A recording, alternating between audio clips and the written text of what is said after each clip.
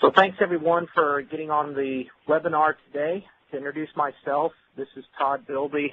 I am with Merck Animal Health, but I also reside as the Board of Director for the Dairy Cattle Reproduction Council, and I'm also part of the Chair of the Education Committee for the Dairy Cattle Reproduction Council. And this is the first in a series of 3 webinars that DCRC will offer. The next will occur on August 1st. Also on heifer development focused on early successful reproduction by Dr. Robert Corbett. And then on September 26th, myself will give a talk on the effects of reproduction on fertility and economics. And so these presentations were, again, brought to you by the DCRC as a again, extend the information out to our participants, people able, and to help get the information out about DCRC. This is a council of a wide array of dairy industry professionals, researchers, consultants, practitioners, and even producers. So we're all engaged in a collaborative effort to take cattle reproduction technology, hopefully, to the next level. This is supported by Arm & Hammer Animal Health, and it is sponsored by Zoetis. And Dr. John Lee is Dairy Technical Services Manager for Zoetis, and he will be presenting the call today. So without further ado, I'm going to turn this over to Dr. John Lee. Thanks, Todd. As you noticed, the title for this meeting was 5 Easy Steps to Better Heifer Reproduction. And I want to add an additional title, and that is that as I look at herds across the country, improving heifer reproduction is a real opportunity. When you look at the cost of raising heifers and the fact that most people most dairies now have too many heifers due to 2 things. One is improved cow reproduction, so they've got cows that are quicker because of improvement. There's several reasons for that. Some are technology and protocols. We also have much better monitors. And then the other thing that's happening is that we've got gender-selected semen technology, which has vastly increased the number of heifers. And so when you look at what's happening, the financial drain on dairies right now due to having too many heifers is pretty big. When you look at the cost, heifer raising can be the number 2 on many dairies. It's pretty important that we look at improving heifer reproduction, and I see that as a real opportunity because it will actually help save dollars on the dairy to get these animals into the system quicker. There is a significant amount of money to be made by improving heifer reproduction. And when you look at one of the major reasons cow reproduction has improved so much, improved our focus. We're focused a lot more on it. And I want to challenge each of you to think about your herd or the herds that you work with. When was the last time they sat down and actually looked at how they're managing their heifers? And what kind of emphasis are they putting on heifer reproduction? And I would bet that if they're not putting much effort into it, that the results are not great. The key take-home message here is that lowering the age of first calving is the single most important benchmark for achieving the highest economic return from a replacement program. There are several reasons for that, but today, under today's economic situation, for every month beyond 22 months, a producer is going to lose about $130 per heifer that they bring into the herd. And the primary losses are due to lost milk production opportunity derived from animals that calve early and the lower number of days of productive life. And then there are some additional costs to think about. One is the time value of money. How long does it take to get a return on that investment that we've made in that heifer? And then if you also think about it, if we've got heifers calving beyond 22 months, we have to have a larger inventory. That means that there's a larger inventory of heifers on the dairy than is needed. And we've got a lot. We have to have more pens, and we have to have more labor focused on those heifers. So what does it mean when we talk about a lower number of days of productive life? What are we really talking about here? And what that means, let me give you an example. If we've got a group of heifers that calve at 22 months, and then we've got another group of heifers that calve at 24 months, do you think there's a difference in how long those heifers survive in the herd, or how long it takes before they're actually removed? And when they looked at millions of lactation records and they compared animals that calved at 22 months versus 23, 24, 25 months, what they found is that on average there was no difference in the average age at removal. Those animals left at the same age on average. And so what that means essentially is that those animals that calve 2 months later, 2 months older, spend 2 months less in the herd as a productive member. So what is the focus of heifer reproduction? Well, one is that we need to improve the rate of the rate of pregnancy production. We need to also think about decreasing the age and the variation of age of calving. And we need to decrease the number of non-pregnant culls that get removed from the herd, decrease expenses, and increase profit. I'm getting just a little bit of feedback, so if your phone's not on mute, I would remind you to mute your phone. That will help with everybody's ability to hear. Thanks. So think about this from the heifer life cycle. So think about a heifer's life cycle. We've really got a number of different phases in raising heifers. One is the calf pen, and the other is weaning to breeding. What we're finding is that there are very few effects on lifetime productivity that are dependent on how quickly heifers grow. Those heifers that grow faster, put on more pounds per day, their average daily gains are higher in the calf pen and the weaning pen. And weaning to breeding actually produce more milk. And it's interesting when you look at the amount of milk production that the amount of impact, the amount that we can impact milk production by improving average daily gain is pretty significant. In fact, it's more than we can contribute by picking a better sire. Genetics contribute about production. And we know that environment contributes about 2/3, and we can actually get more pounds of production out of more pounds of improved milk production in these heifers if we'll improve their average daily gains than we could get if we chose a better. So then when we talk about breeding, there's a couple of things. One is when do we start? And remember that heifers go through puberty when they reach about 60% of their mature size.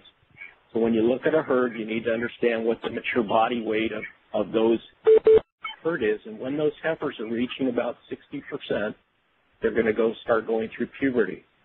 So how quickly we grow them is going to impact how soon we can breed them. Also, when we finally get them big enough to breed, then we have to ask the question, are we doing a good job of getting them into the breeding pen and getting semen into them? How efficiently are we at creating pregnancies? And then the real aha here is that once those animals conceive, gestation is a fixed period of time. So conception locks in the age of calving. So remember that total growing costs end at calving, and the costs are not locked in until heifers become pregnant. So a very key thing here is we want to lower the age of calving, heifers pregnant sooner. So I'll ask you, if conception is delayed by 2 months, how much more will it cost to feed these heifers before they calve? And sometimes we think about, well, if we delay conception, we're going to spend some extra days in the breeding pen, and we're going to have it's whatever our feed cost is in the breeding pen. And actually, that's not true, because it really doesn't cost any different to feed a pregnant heifer that's 14 months of age or a non-pregnant heifer in the breeding pen. If we think about their life cycle, when these animals that are conceived so they can calve at 22 months, they're calving, they're becoming the milk herd, and then those animals that had delayed conception then calve at 23 or 24 months. Those that calve at 24 months actually spend 2 extra months of big heifers eating the most expensive heifer raising ration. And so whatever your cost to feed these large heifers is what it is how much extra per day it's costing you. That's really one of the costs of a day's open in heifers. So look at this simple cost raising spreadsheet that Steve Smalley and I put together. And when you look at a very typical Holstein heifer raising operation, being calves at about 70 days, at about 175 pounds. When they start breeding, a typical Holstein operation will start breeding heifers at 395 days of age. They're going to weigh about 850 pounds. Then we go into the breeding, and if they're doing a good job with reproduction, it's going to take on average about 42 days to get the heifers pregnant. And then we're going to have the average age of calving at 23 and a half months. There's a couple of things that really stood out here. Look at the average daily gain differences on these typical phases of growing. And one of the things that really is an eye-opener is how efficient these heifers gain from that weaning to breeding period. And we sometimes see producers who are focused on what's the cost to feed a heifer per day rather than looking at what's the cost per pound of gain. And it is a very, very inexpensive time to get growth on these heifers, so do not skimp during that weaning to breeding period. And we also know, because of the impacts on milk production, future milk production, that we don't want to skip prior to weaning also. The other thing to think about is what's the cost of per day in the large spring, in the large heifer pen, not necessarily the close-up pen, but where these animals get to be 7, 8 months pregnant. What's it cost today? Well, at the time we put the spreadsheet together, it was about $2.50 a day. Those feed costs are much higher now. They're really more in that $3 to $4 range. And for every day that we delay conception, it's going to cost a dairy an additional $3 to $4 to raise that heifer. So if you think about it, if you were to use prostaglandin on the day of movement into the heifer pen, the cost of less than $2 a dose, it would save, if it only saved 1 day of large heifer carrying costs, it's marginally profitable. And any extra day saved would be pure profit. So just think about that when you're thinking of intensifying your breeding program. Saving, for every day you save, you're going to save $3 to $4 in the raising cost for that heifer. The big take-home message here is that not getting heifers pregnant in a timely manner is expensive, and improving your heifer reproduction can actually lower your heifer raising feed cost. So I'll ask you to think about your herd or the herds that you, what's the current reproductive performance in those herds? Is it as good as you think it is, and how do you really know that? What are the metrics you're using to monitor that? And are the metrics you're using going to drive performance? Get a little conversation here in the background. If you can mute your phone, it'd be appreciated. Thanks.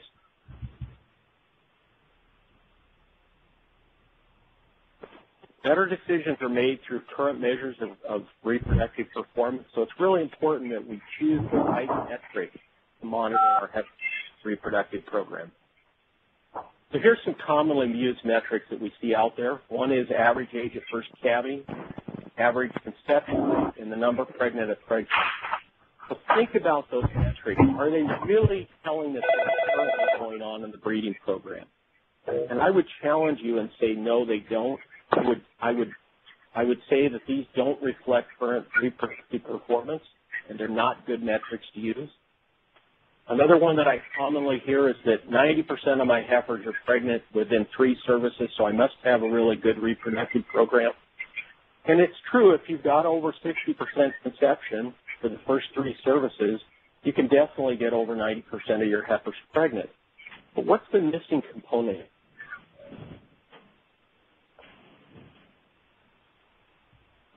Time. Conception rate does not answer the question how rapidly are open heifers becoming pregnant.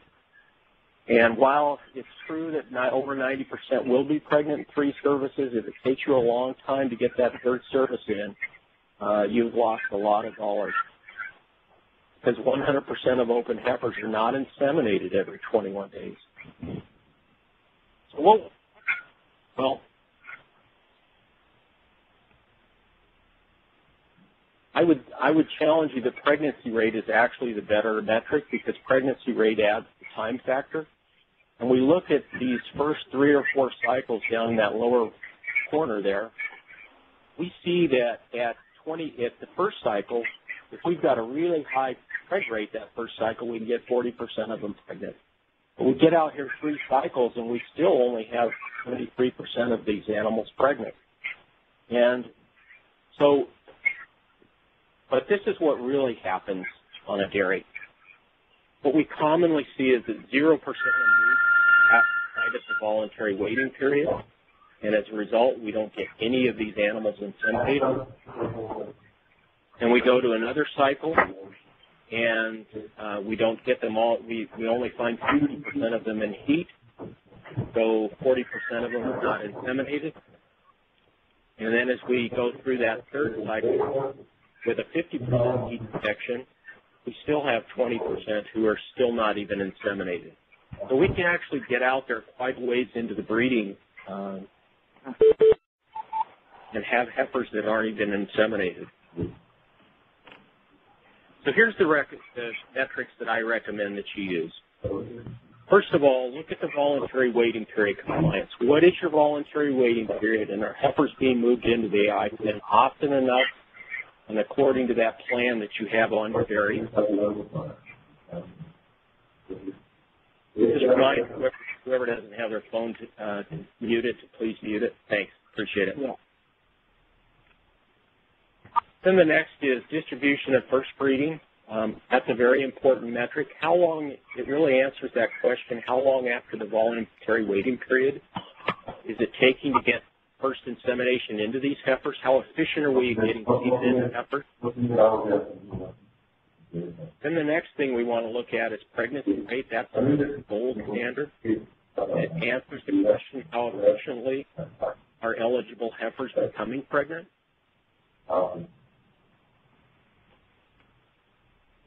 Then fourth, we want to look at insemination risk or heat detection rate. How efficiently are eligible heifers being inseminated?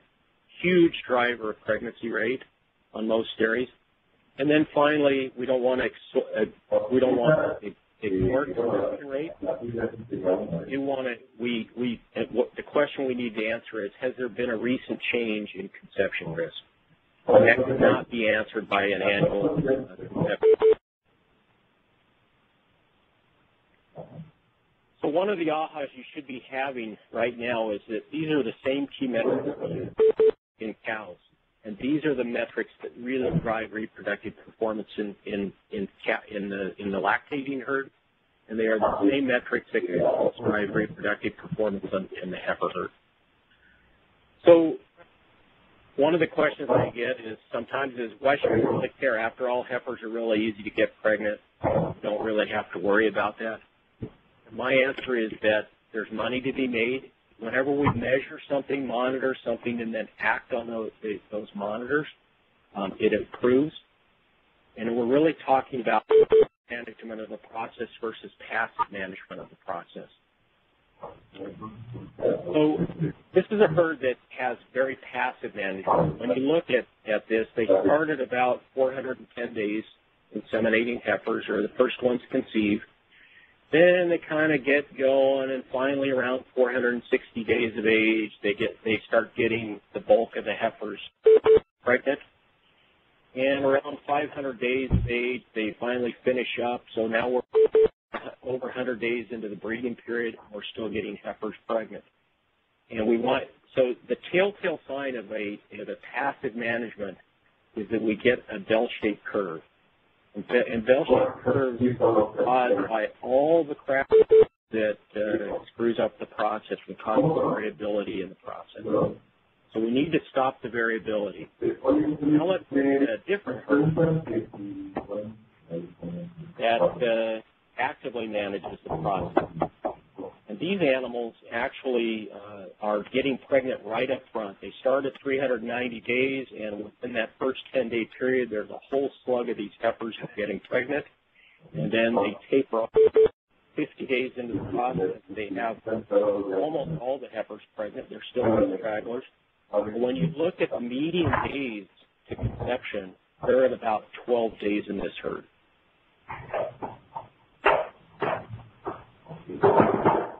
So think about your herd or the herd that you work with, and how many of you believe that the heifers are reproductively outperforming the lactating cows? And I would venture to say that most of you think that. When we look at the data, that is absolutely not true.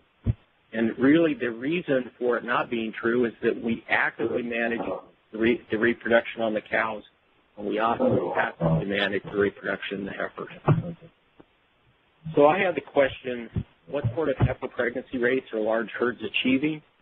And I just want to remind everybody that pregnancy rate is the speed at which heifers are being converted from open to pregnant. We usually measure that as a 21-day pregnancy rate. And so the first thing we need to say is, well, what sort of heifer pregnancy rates are possible? Is it 20, 30, 40%? We often talk about that over 20% for cows. What's really achievable in cows, in heifers? And the first thing we need to know is, what are the two major components of pregnancy rate? Well, those two major components are insemination rate and conception risk. And when we look at conception risk and insemination risk, we multiply the two. It's not the accurate way, it's not the way that we calculate preg rate, but it does get us approximately there. So is a 40% conception risk possible in heifers? And I think we'd all answer yes. And could we find half of them in heat every day? That would be quite easy. If we were to do that, we would achieve a 20% preg rate. So pretty easy to get a 20% preg rate.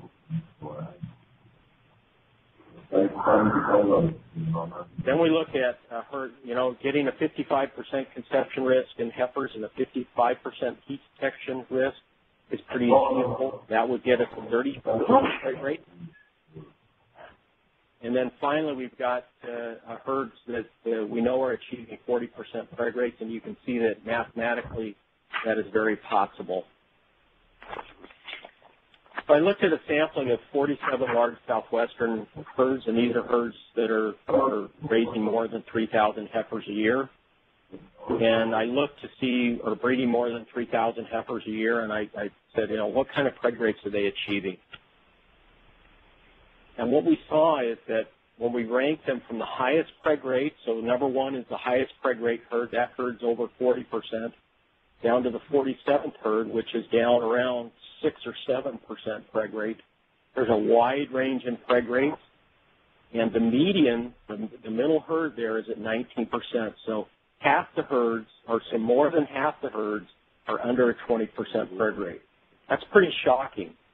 And when we looked at the lactating herds for these, the lactating portion of these herds, these heifers were actually, their heifer herds were actually underperforming the lactating herds. But what's the impact of improving pregnancy rate on the distribution of age at calving? So when we look at these 20% preg rate herds, which less than half of those herds were achieving, we started at around 13 months breeding heifers. We're going to wind up having about 20% of them calve at 22 and a half months. And then out of that 80% that are still open, the next cycle we're going to get about 20% of those pregnant. And so we're going to have about 16% that are going to calve at 23.2 months, and so on. And what we wind up with is 51% of those animals calving after 24 months. And then when you look at that green bar out here on the right, you'll see that there's about 11% after 10 cycles that are still not pregnant. Well, that I would challenge that most herds are not going to breed heifers for 10 cycles.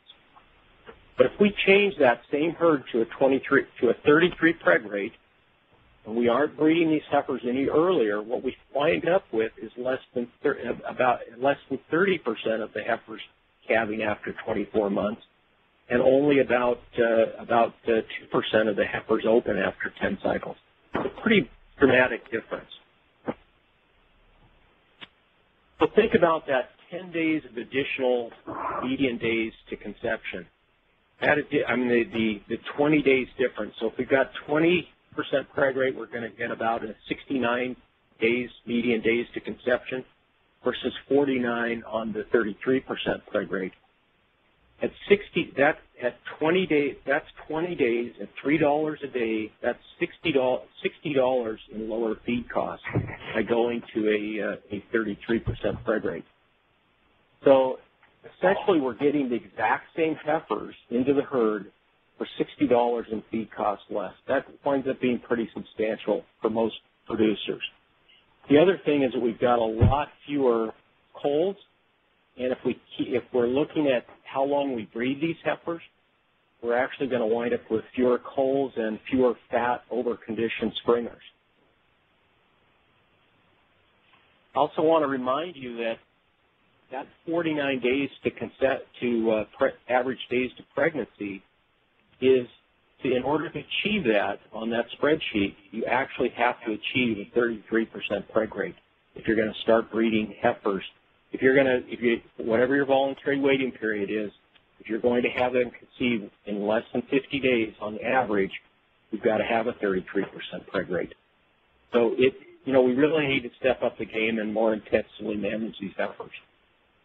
So then the next question is, what are the high-performing herds doing better than the low-performing herds?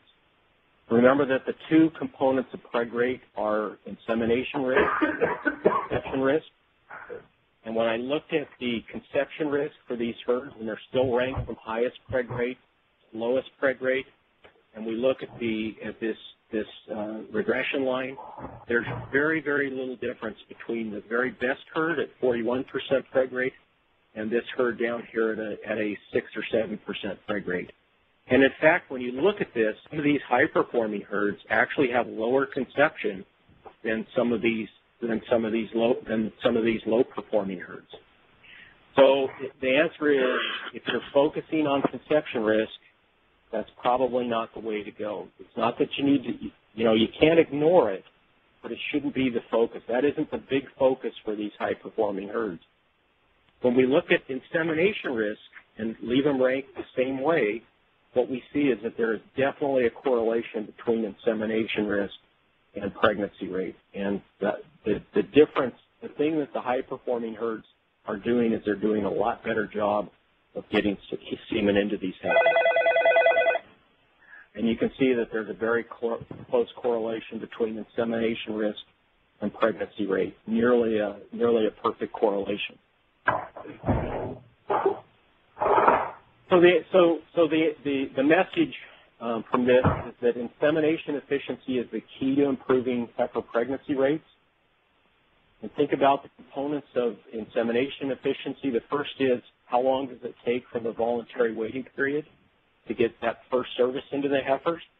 And then once we've got that first service in, for those that don't conceive, how long does it take to get subsequent inseminations into those heifers? So how well do you control the variation in days to first service in your heifers. And we know that this is a huge driver of reproductive efficiency. The reason is that all heifers are affected by first service. Those things that affect more animals have a bigger impact on pregnancy rate, and every single animal has to get a first service, so it has a huge impact on pregnancy rate. This is the way we look at it in Dairy Comp. You can use guide. You can just type in this command guide and then go to the replacement tab and go down to reproduction and look at this for this question. Does the actual age at first insemination match the stated voluntary waiting period? And go to the scatter graph and run that. The command underlying that guide question or that management question in guide is this egraph command. But you really don't need to know the command. Just know the command guide and go into the replacement tab in guide and look for that management question. And you'll see on the subsequent slides that I actually have the management question as the title of the slide that you would look for in guide to be able to find that report.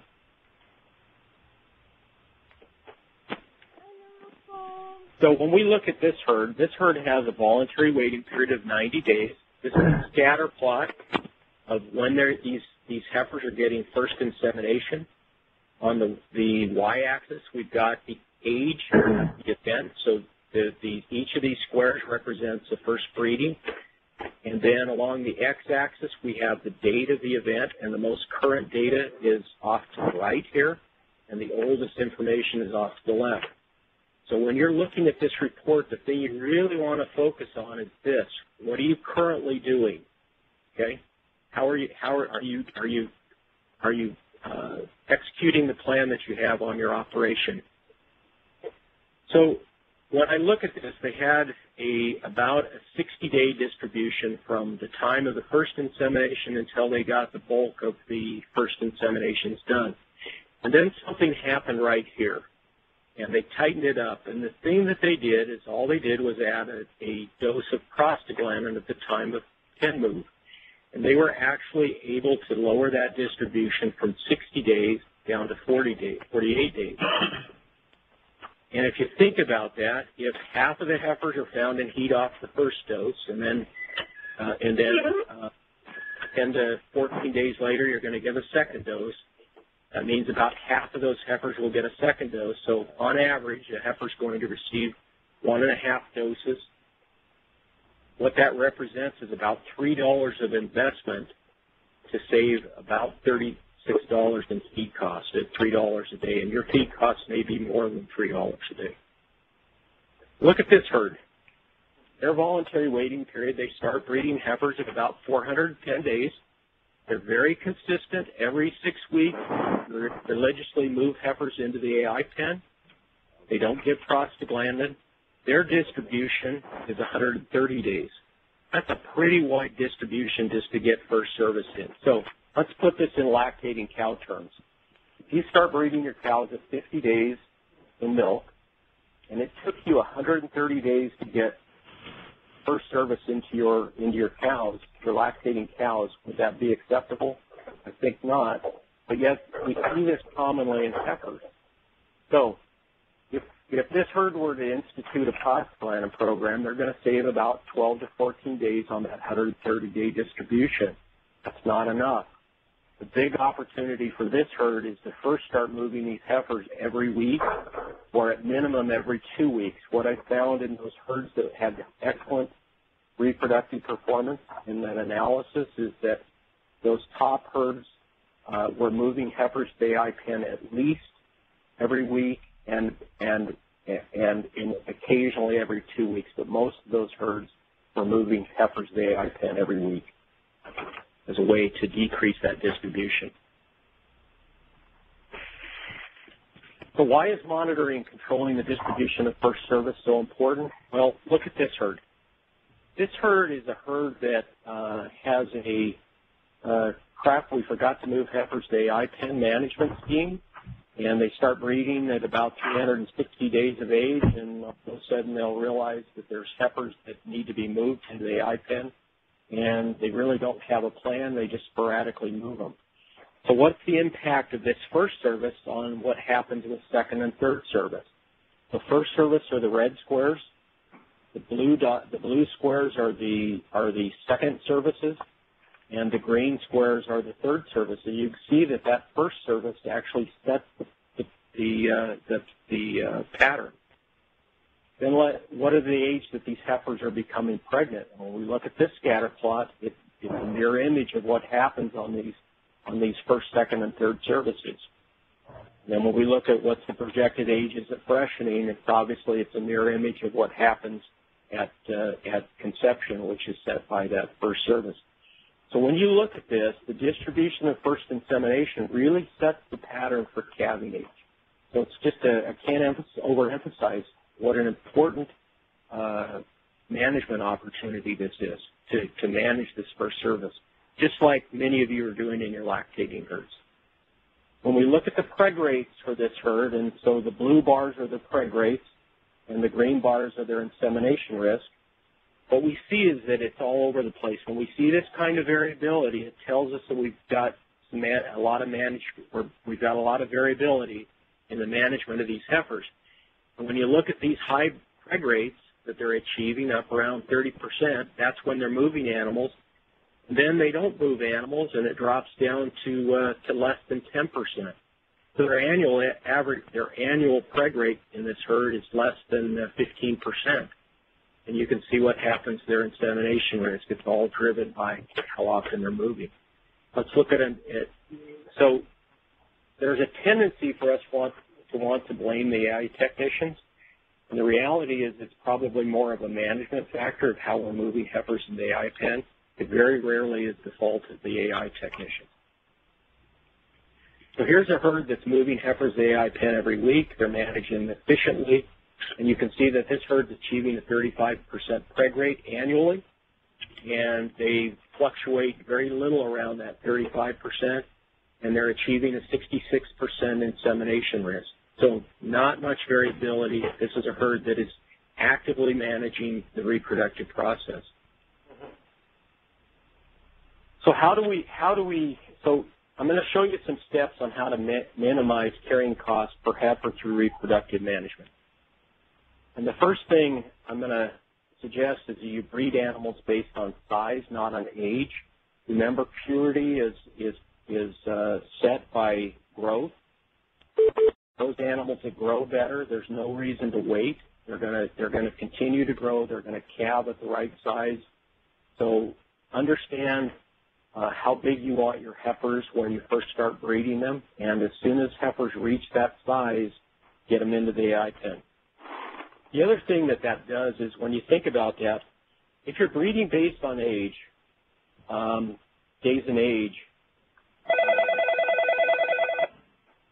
there can be a lot of fluctuation in size when animals move to the AI pen, depending on how well you're managing the growth of those heifers. And so what happens if you have a hiccup in your growing program and whatever you've set as your voluntary waiting period, those heifers didn't grow on that schedule and they're too little.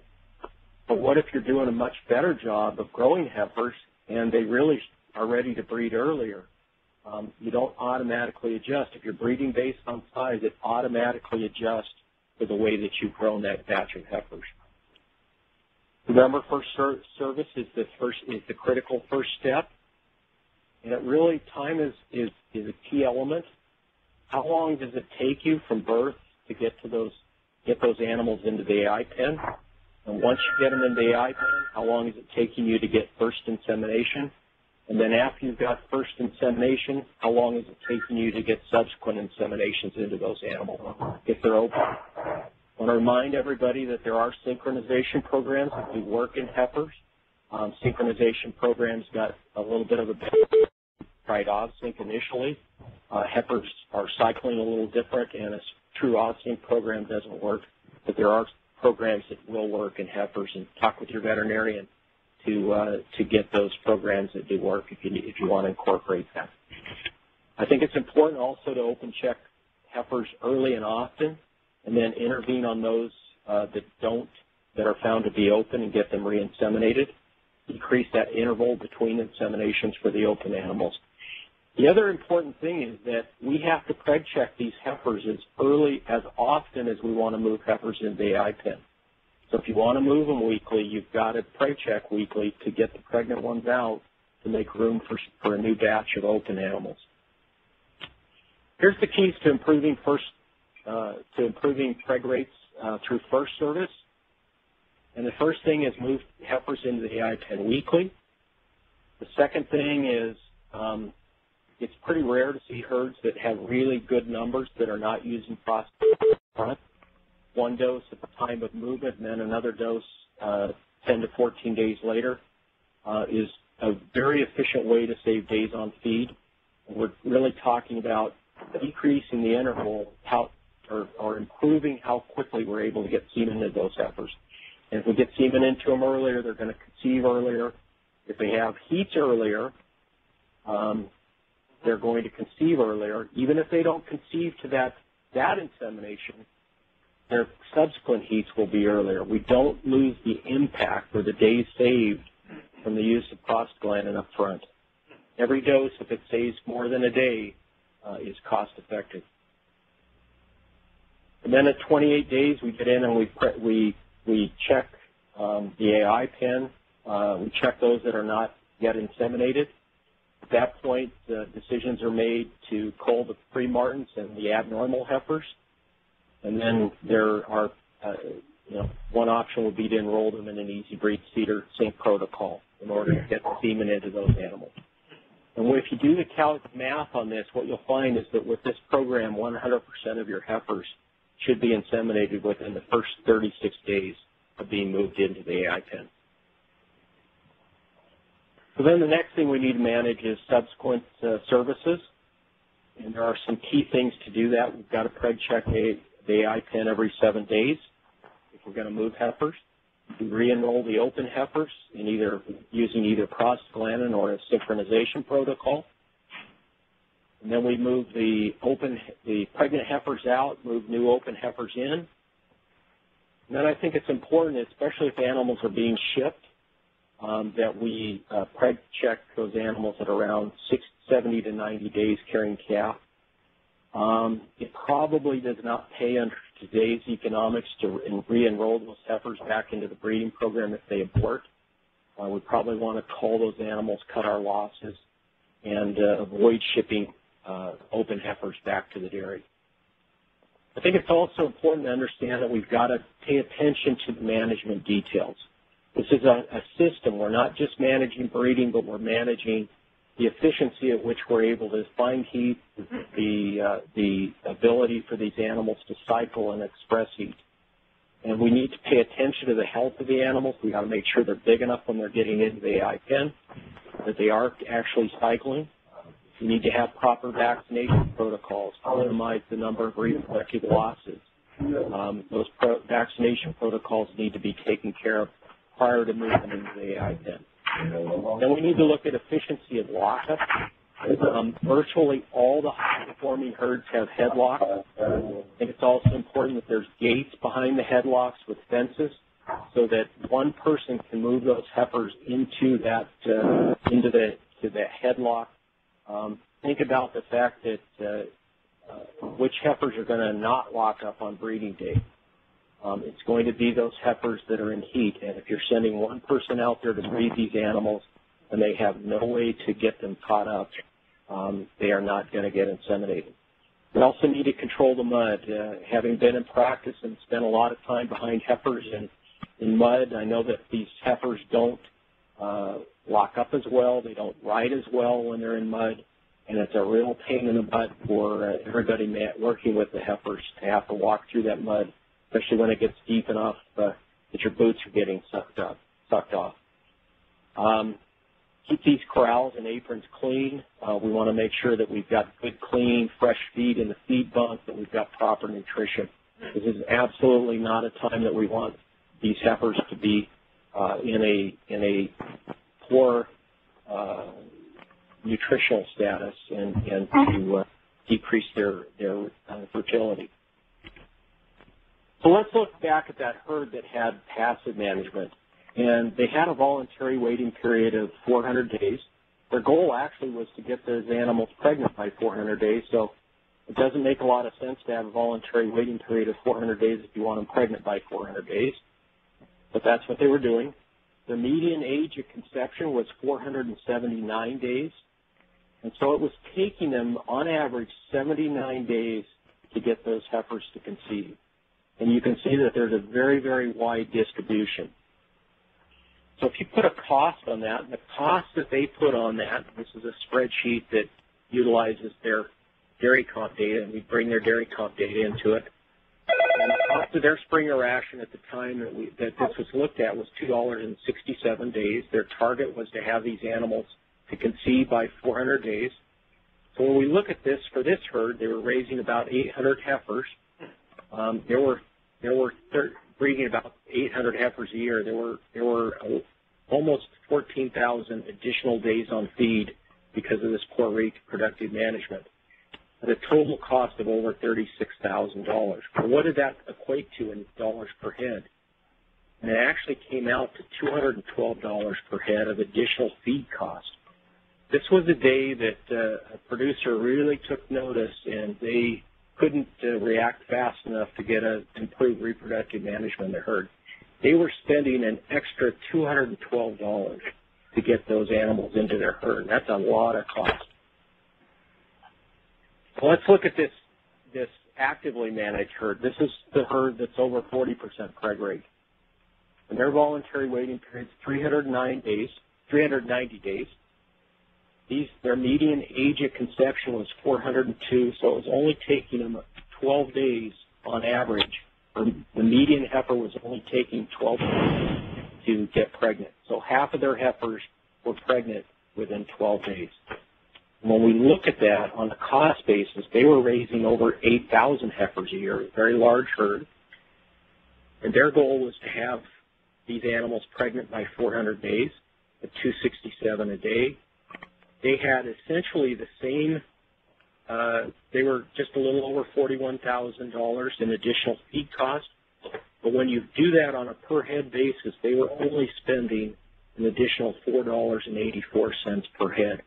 So that active management versus passive management took, taking a herd from $212 of additional feed cost down to less than $5 is a big deal. So here's some summary thoughts. One is that excess days on feed costs big money, and you stop the costs on excess feed costs by you stop the clock on excess days on feed by getting heifers pregnant. A very simple program to do that is with a prostaglandin on the day of movement and then a prostaglandin every 10 to 14 days. You don't even need a list to manage that. If you just tail chalk all the tail heads blue, and then move them into as you move them into the AI pen as you're giving them the prostaglandin. This herd actually was tail chalking heads a few days in advance to get the heifers used to the tail chalk. There's something about tail chalk. Heifers just love to lick it off. It's almost like they have a tail chalk deficiency. But by chalking the tails a few days early before they moved them, they were able to get the heifers to settle down, and it made tail chalk easier to read.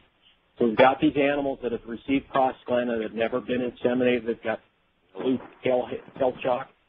And then as soon as the breeder inseminates them, they change the tail chalk to orange, and then the breeders are responsible for maintaining the tail chalk. They've got headlocks, and they're walking these heifers once a day. And then every 10 to 12 days, somebody walks through the pen, and any individuals in that pen that have blue tail chalk receive another dose of prostaglandin. They don't even need a list to manage this, and by doing this very simple program, this herd is achieving over 41% preg rate, and it makes a big difference. Notice, though, that they've got good, clean conditions. They've got properly sized heifers. They monitor growth very well. They've got adequately sized heifers moving in the AI pen. They've got uniform heifers moving in the AI pen. They're moving them based on size, and they're tail chalking their heads a few days earlier to get used to them. And then once they're in the AI pen, they go for it. So then there's really boils down to 5 simple steps to better heifer reproduction. One is move heifers to the breeding pen every week. Ensure heifers are bred shortly after entering the AI pen. That can be managed through the use of prostaglandin on the day of movement, then every 10 to 12 days later. And then for heifers that are not inseminated within a certain period of time, you can implement a synchronization program those.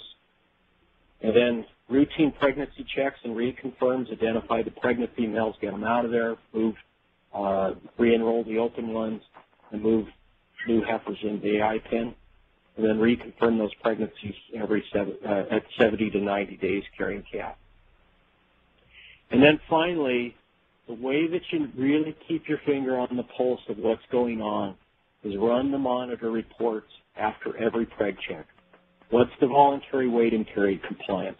What's the distribution at first breeding? What's the current preg rate? What's the current insemination risk? And what's the conception risk?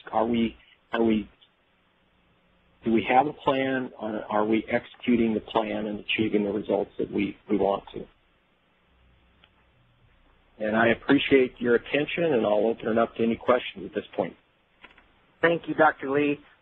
This is Todd Bilby, the moderator. Again, please put your phone on mute for those that still haven't put it on mute, and type your questions into the Q&A box at the upper left-hand corner on your computer. So please type your questions in, and I'll read those questions off to Dr. Lee. So while people are doing that, I'll start off, Dr. Lee, and just ask you some questions. I know you talked about doing the Cedar Sync program in heifers within the first 28 days. I've gotten several questions on, would you do one prostaglandin, wait 10 days, 11 days, do the next prostaglandin, wait 10 or 11 days, and then go into a Cedar Sync? Would you do just one prostaglandin, and how would you evaluate whether to do 1 or 2 or 3, etc.?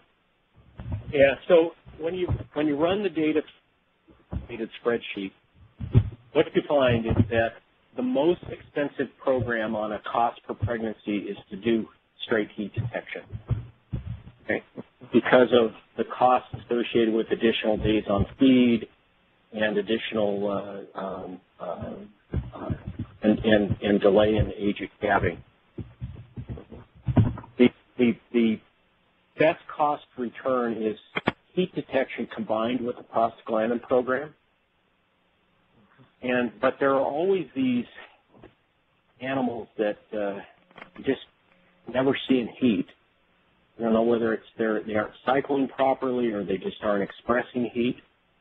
And by getting in there at a reasonably early point, 10 to 14 days after your last prostaglandin, and evaluating those animals and starting the same Cedar Sync program. So I really like the 2 doses, and then getting them onto a 2-dose prostaglandin. You know, essentially we're talking about a pre-synchronization program, and then 10 to 12 days after that second prostaglandin, we evaluate those heifers and put them on a Cedar Sync program, and we're able to achieve conception rates equivalent to what we would do if we were to find those same animals on heat. Okay.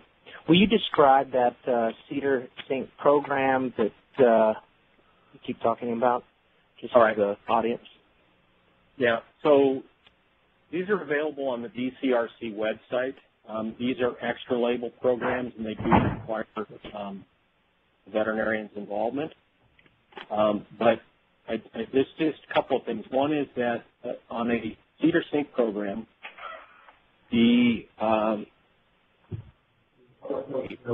right here.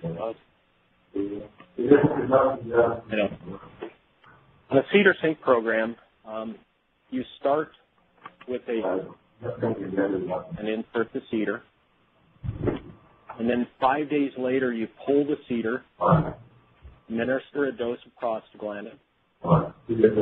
24 hours later, or the next day, you administer another dose of prostaglandin. And then on the 8th day of the program, so 3 days after you pulled the cedar, you administer a GnRH and inseminate the animal on a co-sync program. So we're talking, if you start on Monday, you're going to pull the CEDARs on Saturday. So remember, that's 5 days. When I see people who mess it up and don't achieve good conception, they have generally miscalculated the interval. So it's 5 days. The CEDAR needs to be in for 5 days on Saturday. So on Monday, you would give GnRH and insert the CEDAR. On Saturday, you would pull the CEDAR and administer prostaglandin. On Sunday, you'd administer another prostaglandin. And then the following Tuesday, you would give GnRH and inseminate. Okay. I'm going to go ahead and get through some questions here, Dr. Lee, that's been coming in. One question is, can we get access to the spreadsheet that Dr. Lee used to input Dairy Comp 305 info directly into the economic analysis? I think we can share that. Yeah. Okay. So I'm trying to remember. Is there a way that we could share my email address for those who want it, or that, or I'm trying to figure out how to could we post that through the DCRC website so people could access it that way? I need to get permission from the author, but I think we can do that. Okay. Next question here. If I use ultrasound at preg check, is it okay if I apply GnRH to the open heifers with a 10-millimeter follicle and start an OBSync? You broke up just a little bit there, Todd. What was the question? Sorry, the question was, if I use an ultrasound at preg check, is it okay if I apply GnRH to the open heifers that have a 10-millimeter or greater follicle and start an OBSync? Well, Todd, I'm going to refer that question to you as the reproductive physiologist on staff here. No problem. So, yes, the answer to that question is if they're open and you wanted to go ahead and start a CEDAR Sync program, of course, make sure and discuss this with your veterinarian on what he would recommend, but physiology of it, a follicle greater than 10 millimeters will respond to GnRH and you can start a CEDAR Sync at that time. Or if they have no CL and you're worried that they might be cystic, you give GnRH and wait a week and start the CEDAR Sync at that time. Next question here, can you follow up with strategies for breeding on size versus age? Yeah. So could you go into a little bit more on that? Yep. So it's going to vary. If you go to the Penn State website, they have growth charts on heifers, but you need to adjust that growth depending on the mature body weight and size of your animals. So very typically for Holsteins, we're looking at breeding them at around 51, 52 inches of height. We really go based on height. It's easier to do it. And the way that, so if we're looking at our target is 51 inches, what typically is done is there's really three things that people will do. One is they'll just measure on their chest where 51 inches and remember that, and they do it every week so they get a real good feel for where 51 inches is. I've also seen people who will just use like a rake handle, and they'll just take that wooden handle and they'll put a piece of tape on it at 51 inches and hold it up to each heifer and measure. Other operations will paint a line at 51 inches on the back of the headlocks. And the guys just walk down the line and look at wither height. So we're talking wither height there. They'll just look down that line and see which heifers are big enough and move them. And then, or start chalking the tail heads of the ones that are getting close to big enough. The one place where this falls down is for those animals that don't quite ever measure up on growth and are not achieving, they're going to be the small heifer. And so you really need to run a list based on age. And so you set an age, a maximum age at which you want those animals in the pen, or you want to start looking at them. And so let's say that it's 400 days of age. You run a list of all the animals that are 400 days of age in that pre-breeding pen and start evaluating and really start looking, is it really worth breeding that animal? Is she ever going to measure up? What we find in general is that these animals that underperform growth-wise are never going to measure up. They either get cold before they ever calve, or they get cold shortly after calving. It's really important that I also think that looking at this growth is important to do it every time you move heifers. When they get weaned, which ones are not measuring up? That's the time to get rid of them is early. These days of letting heifers calve to see whether or not they're going to be any good, or we'll keep her to the next lactation and see if she's going to be any good. I don't think at today's margins and feed costs that you can do that anymore. Okay, great. The next question, if you have a heat detection system and they're currently achieving an 85% heat detection on their heifers with an activity system, do you really lose compared to using a cedar sync program? Okay. Well, so the answer is it depends. You have to really seriously look at what I would want to look at is that distribution of first breeding. Do we have animals that are going beyond where we would like them to go without insemination? So I don't really think it's an all or nothing proposition. It's managed on a case-by-case basis, and these activity monitors are great for herds that have difficulty in finding heat. That does improve insemination risk. It's a driver of insemination risk, finding heat. But there are also animals that just don't show up on activity monitors. And those are the animals that we may have to target a timed AI to. So you would still, just to reinforce that, and I think what you're saying, if you have high heat detection rate, then utilize that. Utilize your prostaglandins to catch those heats using your activity system. But eventually you've got a small amount, hopefully, of heifers that just aren't going to show up on that activity list. You're not going to catch in heat for whatever reason. And then following up still with a cedar sync on those few is going to be important. That's correct. And we're really talking less than 10%. Herds that are managing heifers, less than 10% ever go into a synchronization program, provided they've grown them properly and they're the proper size and they're cycling when they get into the AI pen. If they're moving based on size, that's never an issue. But I just don't think that we need to think in terms of this or that. We need to think in terms of what are the tools that we have out there and how do we utilize them we start looking at how do we utilize additional tools to manage the animals that are falling through the cracks. Okay. Excellent.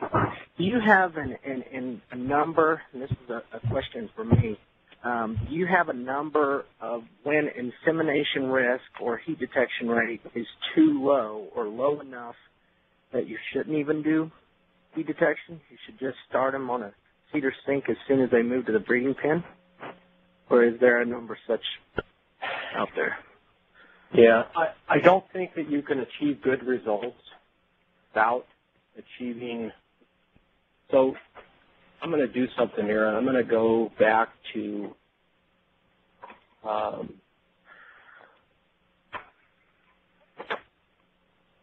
going to put up this chart of this range on insemination risk. So our male herd here that was only achieving a 19% preg rate, they're down in the 40%, okay? So these herds that are achieving good results are over 50%. So certainly if you're under 50%, I get really concerned. I also think that your conception is going to show whether or not you're good at the accuracy is good, but every herd ought to be able to achieve over 50% insemination risk. I'm not sure if I answered that question. I'm trying to. No, you did. That's exactly. I get asked that when is it too low that you just do straight cedar sink, or people that have facility limitations on heat detection. But boy, you ought to be able to get. I mean, heifer show heat is great. You got to be able to get over 60%. And you know, surprisingly, that some of these herds, even up in these, when I look at it based on preg rate, I think there's real opportunities in any herd that's under 30% preg rate. Let's go back. If you're under 30% preg rate, in my opinion, it's too low. And when you get over 40% preg rate, you're in the top 5. You're in the top 2 or 3% of performance. And getting over 35% is really not that hard. I have people. I've been giving a version of this talk for the past couple of years. I have people who come up to me who went home and did something about it. Once they start actively managing the process, getting over 30% or even over 35% preg rate is just not that difficult. Okay. Excellent. All right. I believe that's the end of our webinar presentation. Dr. Lee, thank you again for giving this presentation. I've seen it several times, and I always learn something. So excellent presentation. I also want to thank Zoetis for sponsoring this presentation. Again, this is hosted by the DCRC, the Dairy Cattle Reproduction Council. And keep in mind, these are talks that came from our DCRC meeting last year, our annual meeting. The next one will be November 7th and 8th at the Westin in Indianapolis, so for those that are interested. And we have 2 more webinars, the next one August 1st on heifer development focused on early successful reproduction by Dr. Bob Corbett. And then I will be speaking on September 26th with the effects of resynchronization on fertilities and economics. So thanks everyone, and we will work on the muting issue for future webinars so we can get a little better sound quality. All right, thank you.